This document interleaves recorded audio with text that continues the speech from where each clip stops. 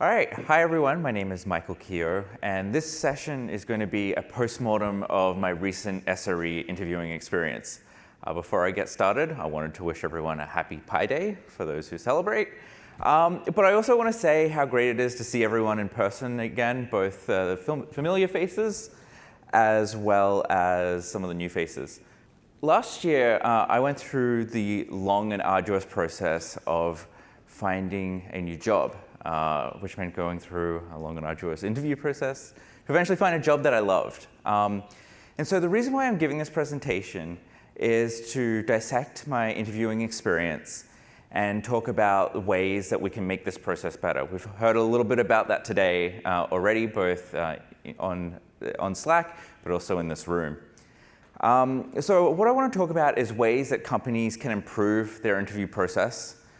Share tips for you all as both interviewers and also as candidates on how we can better each interview module.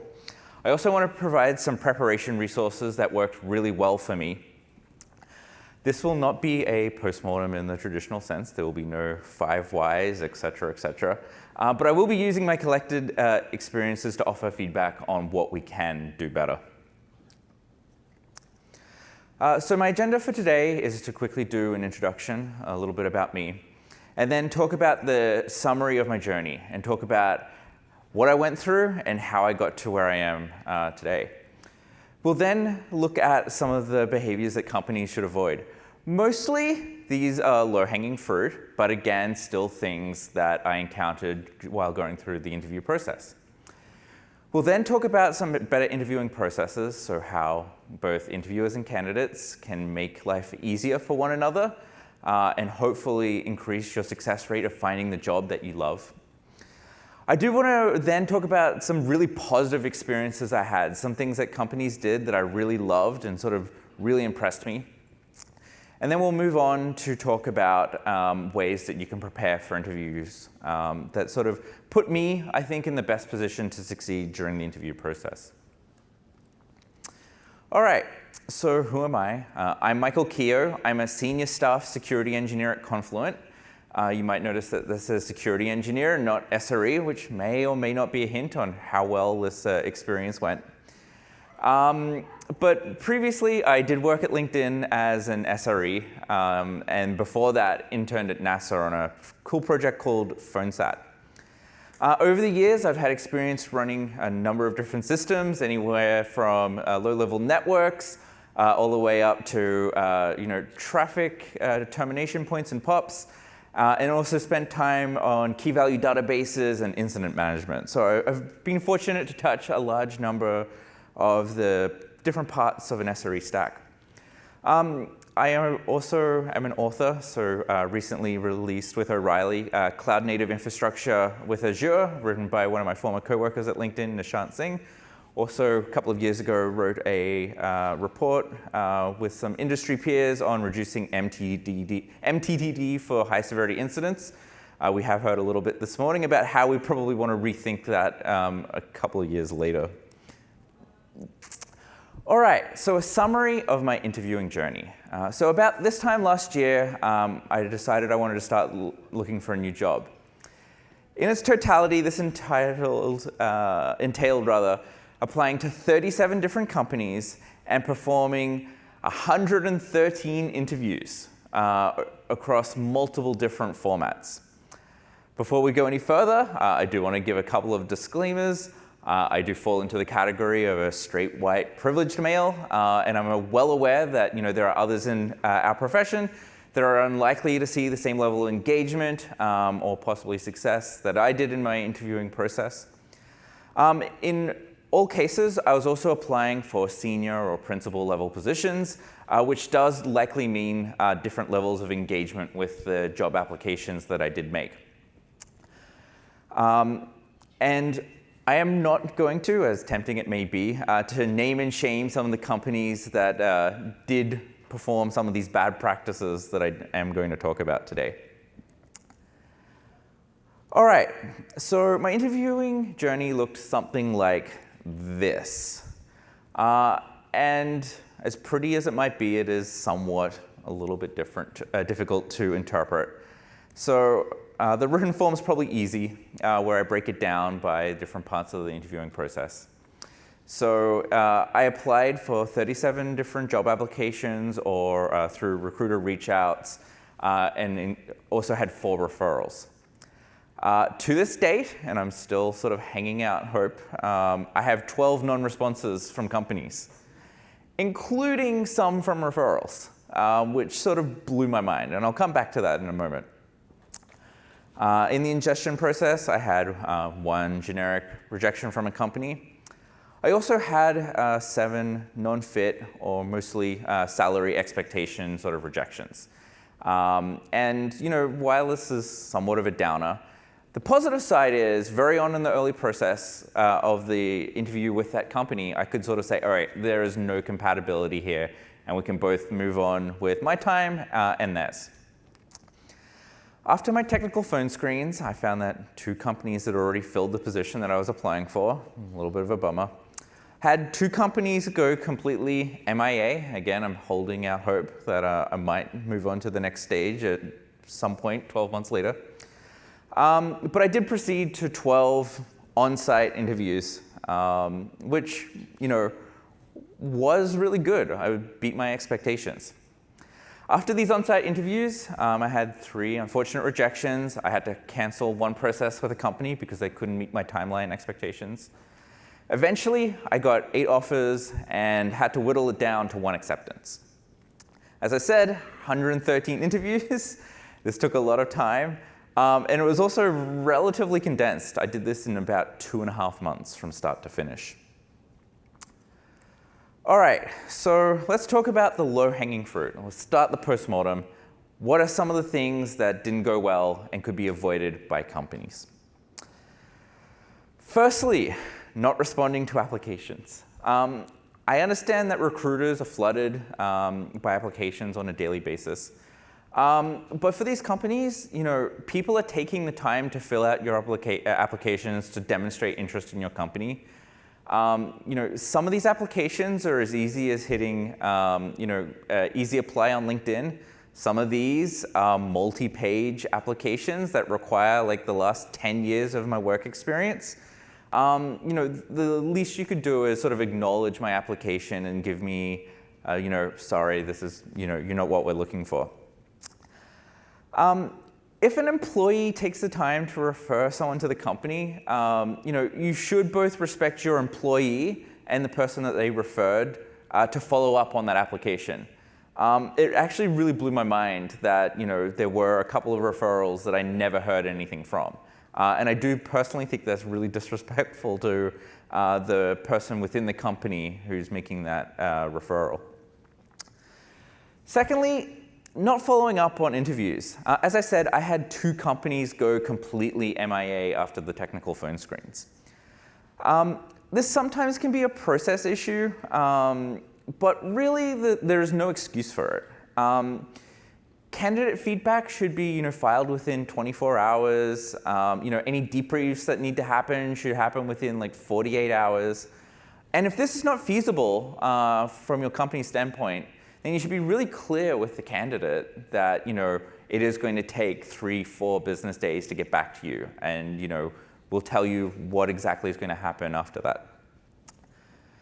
The third thing is not setting or following timeline expectations. As I'll talk about a little bit later, it is really difficult to go and interview as a candidate at multiple different companies while holding a job. You are trying to get all of your offers, at roughly the same time, so you don't get hit by, offer deadlines. So if you are a recruiter or a hiring manager, you should have very clear expectations of interview timing. Of course, you should be checking with your candidate if they have time pressures. This is not necessarily something that happens at the start of the interview process. It's something that may happen towards the end. And if your final round of interviews go well, you should be able to make an offer in less than a week. It shouldn't be dragged out for weeks or months.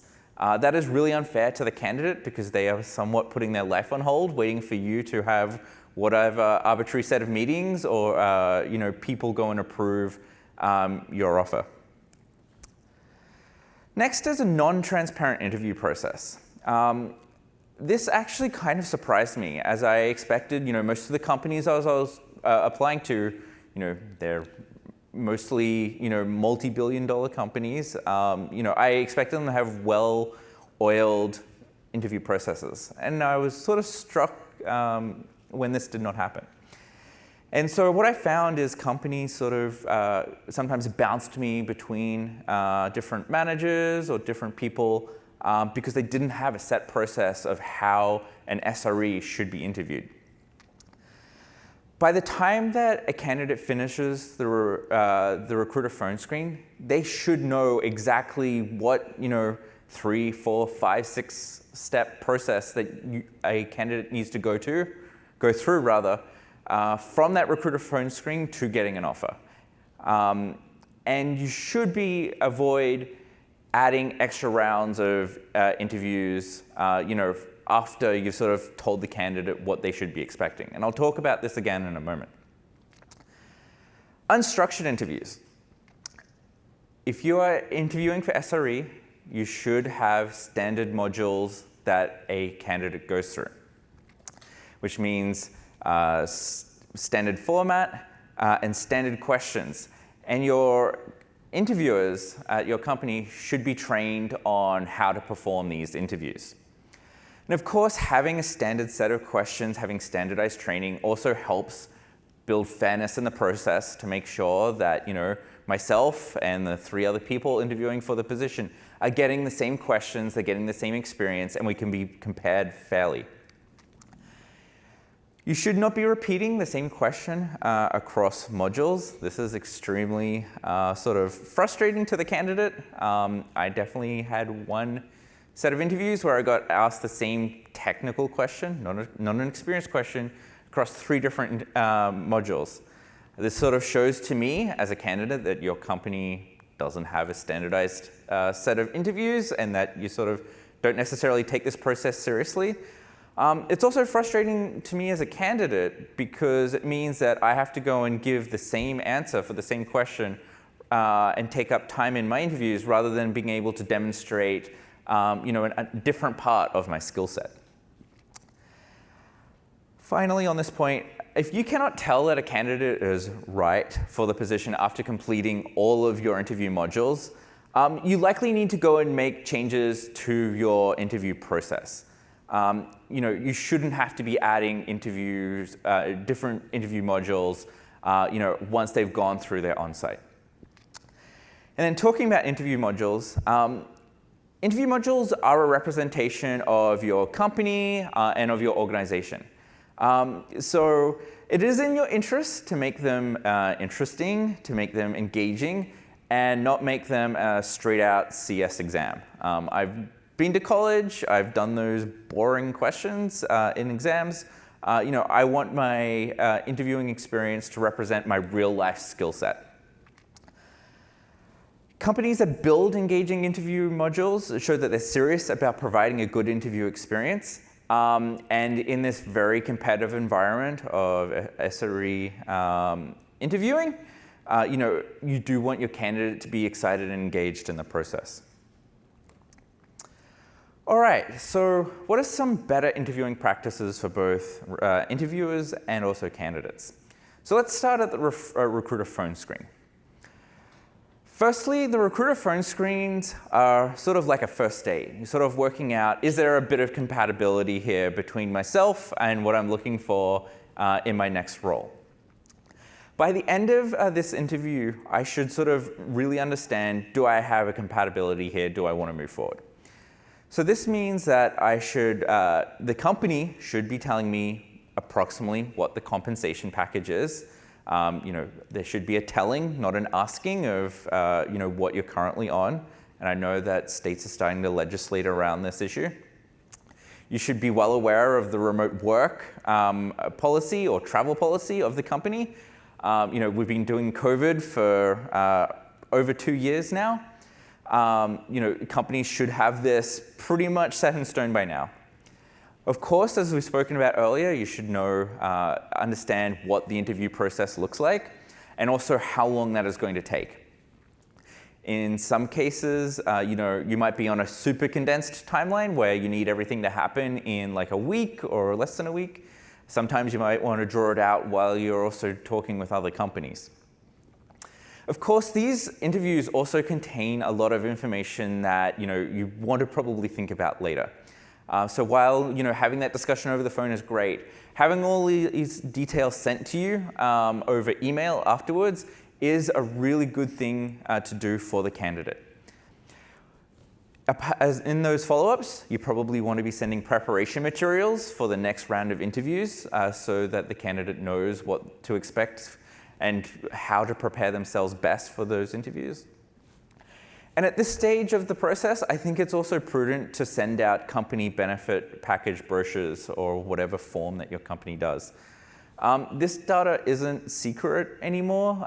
Don't kid yourselves. It's on Glassdoor, it's on levels.fyi. It's out there. Do the right thing and just send it out to the candidates so they know what your company is offering. For technical interviews, and I'm keeping this deliberately broad, as an interviewer, firstly, you want to introduce yourself, who you are, what you work on. And this helps set some context for the candidate on, okay, what do you do on a daily basis, where some of your skill sets lie. And it helps the candidate find a common connection in how they answer some of the questions. So if someone has an interest in networking or Linux internals, and you also have that passion, you can use that as an opportunity to really connect and demonstrate how deep you are in your skill set in those areas. Also introduce the format of the interview. It is sort of jarring when you join an interview call and they say, "Hi, my name's Bob, and here's the first question." I'd like to know, ensure that I know, all right, what the format of the interview is. Am I going to have 3 long-form questions? Am I going to have 10 short-form questions? Will I have the opportunity to ask questions at the end?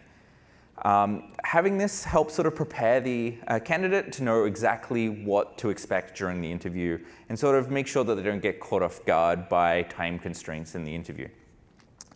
Finally, you should, as an interviewer, try and as much as possible, tell a candidate what you are looking for as an interviewer. So this might be specific criteria or some scoring data. I know companies want to keep this to themselves, but going forward, we should be trying to at least let our candidates know what we are looking for when we're interviewing people. As a candidate, definitely you want to be short and concise when there is a straightforward answer. Not everything is an essay-long question. That being said, if you can provide more details, do that in a concise manner. Again, most of the time we're not doing long-form questions in our technical interviews, so we want to provide as much detail as quickly as we can and then move on.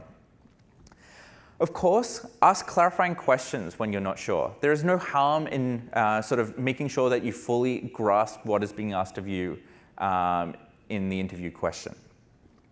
And of course, there's nothing wrong with admitting when you're not sure of the answer or when you get to a certain point and you feel like you have a knowledge gap. There is nothing worse as an interviewer, sort of someone trying to BS you. If you sort of are honest with that person, say, all right, I know this, but I'm a little bit unsure about this, that sort of helps demonstrate that, yes, I know this area. This I'm not so sure about, but I want to take my best shot at answering the question.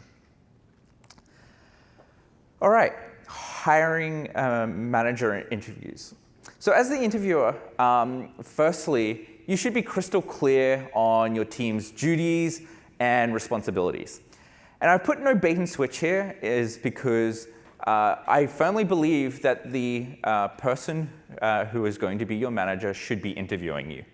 I don't want to have one manager interview me and then I end up on a different person's team. That's sort of unfair to me because the interviewing experience should be the company interviewing me, but I'm also interviewing the company. I want to make sure that I have a manager that I'm compatible with. I want to make sure I have a role that I'm compatible with. You should not be swapping this without letting the candidate explicitly know.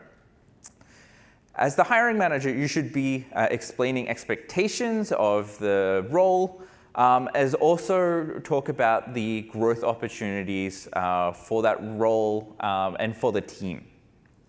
And of course, don't make promises that you can't keep. It is very easy to say, you could probably go and do this. But if you can't guarantee that, then probably don't say that. That's really unfair to the candidate. If I'm the candidate in a hiring manager interview, I want to make sure that I understand what the role is, what the expectations of me as an individual are, and what projects that I might be working on. There is definitely going to be a short-term roadmap for the team that you're interviewing on, but there's also going to be, in most cases, a long-term roadmap as well. So understanding, how the team views those two is really important. You want to understand the annual review and compensation mechanisms.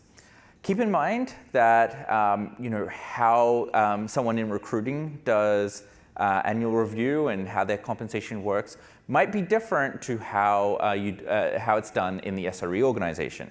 So take that opportunity to talk to the hiring manager and sort of understand all the mechanics of the process and make sure you don't get caught blindsided because you joined on April 1st instead of March 31st, and something changes in how compensation is done for the year.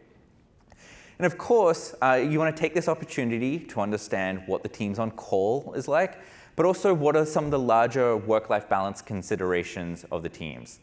Is it going to be a 40-hour week except for on-call, or are there going to be specific time periods of the year where I might have to work 60 hours? And if that does happen, will we get given some extra time off, after that busy period? All right, so enough of the negatives. What are some of the things that companies did that really blew me away? First of all, preparation packages. There are definitely companies that really were organized and sent out comprehensive preparation packages for each set of interview modules. So I knew, number one, what the module was going to be. Number two, what are some of the things that they are looking for in that module. And in some cases, they actually sent preparation questions or links to places where I could go and find preparation questions. Companies doing this sort of give their candidates the best opportunity to succeed. It is definitely up to the individual if they read that, if they go and practice. But you're going to find a little bit higher engagement with the candidate if you sort of let them know what to expect and give them their best opportunity to succeed. Secondly, about the team documents. As I mentioned earlier, most of the roles I was applying for were senior principal level positions, which do imply a level of leadership, working with others, etc. So I did have one company that sent me, I think it was a 10-page document about their SRE organization. So it had an organization structure. It explained in depth what each team does and how the different leadership partners of those teams interact with each other, and also what is expected in the role in a written format. And I found this really, really helpful to sort of understand the dynamics of the organization and how the organization was sort of arranged to succeed. Later on in the interview process with that same company, I actually had a panel interview with all of their SRE directors.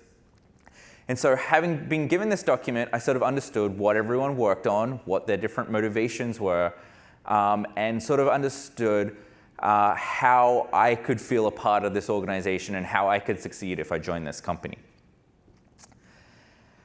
Thirdly, benefit package documents. I sort of spoke about this earlier. The more detail in these documents, the better. Sort of understanding what are all the core benefits of the company is important. I know that companies do have sort of off-menu perks sometimes. Having as many of these that are sort of actually company policy is important, and having them written down is really important. And as I said, they should be given in the recruiter phone screen as early in the process as possible. The next one is sort of out of left field, but I think is important. Choice of communication methods. Let the candidate choose between email, text, or phone. I personally don't like talking on the phone a whole lot. And I was talking with a lot of companies, so doing phone calls with each one of them all the time was really time consuming. So thankfully, some of them did allow me to text them, and it sort of had a very quick feedback loop that was still asynchronous. Cell calls. These are not particularly new, but I definitely found that some companies went above and beyond. So while I won't name names, there are companies out there that will only do cell calls with C-suites and give you the opportunity to really connect with the senior leadership of those companies. In other cases, I had the opportunity to speak with VPs of the SRE organization and sort of really understand how I could be a part of their leadership team and how I could best succeed in the organization. And of course, welcome packages. Picking a company and sort of being sure that you made the right decision is difficult sometimes, and you want to know that you made the right decision and that you're welcome at the company. So sending swag packages after you make an offer or after the candidate signs helps them build confidence and makes them feel welcome in their company. Finally, while I don't want to touch specifically on each individual interview module and the pros and cons of them, I did want to talk about some really fun interviews I did.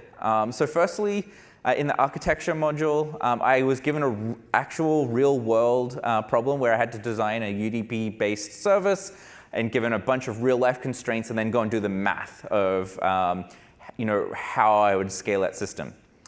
For coding, I absolutely loathe doing coding interviews personally, but I did have one company go and give me 60 minutes to go and build a Prometheus exporter, which I found both a great real-life application, but also something fun and challenging to do. I had one really great hiring manager interview where I got to talk in depth for an hour about some of the professional leadership challenges that I've gone through, and also some of my accomplishments and what I'm proud of and what I want to do next. And then finally, this is a little bit contentious, but doing presentations and essays. So I did, for 2 companies, have to do a long-form presentation or essay that sort of demonstrated my written work and present it for peer discussion and sort of go through a technical review. I really enjoyed doing this, but it is a very large time suck. So it definitely isn't right for every candidate. Quickly, thoughts on how to prepare for SRE interviews. As has been discussed in the Slack channel earlier today, SRE interviewing is as much of an art as it is a science. It is really difficult to pass all the modules because we are testing vastly different skill sets in the course of a day or in the course of a couple of modules. However, practice can make near perfect. So there are question repositories out there which are really helpful. And you can go and turn them into flashcards, which is a useful way to study. Or one of my former colleagues, Ben Goldsberry, also proposed doing a wheel of depth, where you sort of spin the wheel and you go through a scenario and how to solve it. Of course, LeetCode and HackerRank questions are great ways to sort of ease your anxiety about the coding interview. And you'll find that a number of companies sort of have very similar questions on those platforms that are used in their interviews. Grokking the System Design Interview website by Educative is a really great resource for how to walk through a system design problem and how to do the math. And of course, before you go and do your SRE interviews, you do want to have some example projects that highlight your work. And this can be of any level, whether a college project or a multi-organizational project, depending on your experience.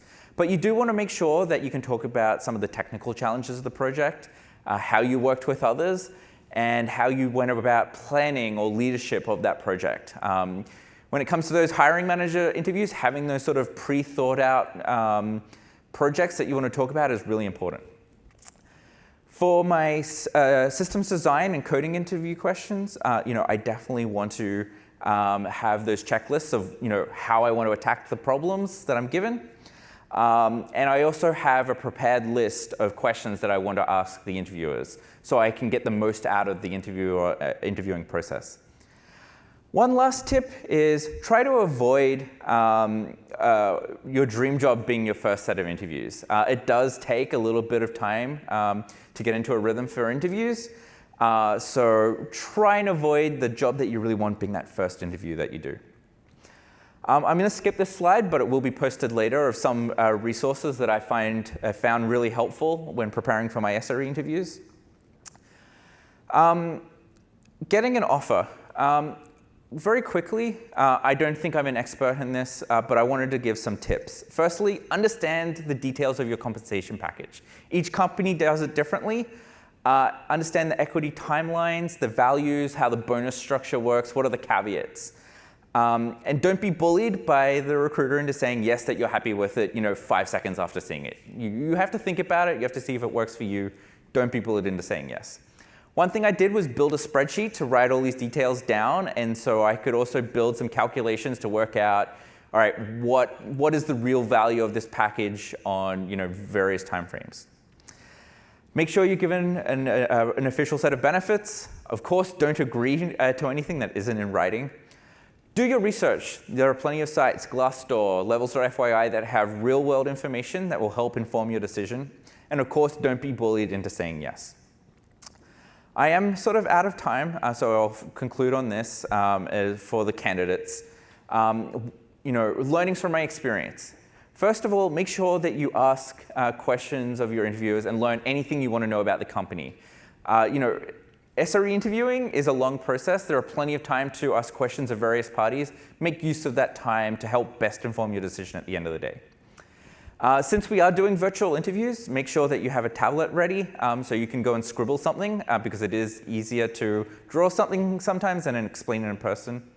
And of course, be able to talk about your experiences. Talk about some of the difficult situations you faced, what you did well, what you could do better, and what you're looking for in a role. We have a couple of minutes for questions, so I'd love to hear some of your thoughts on how my experience went. And thank you very much for your time and attention today.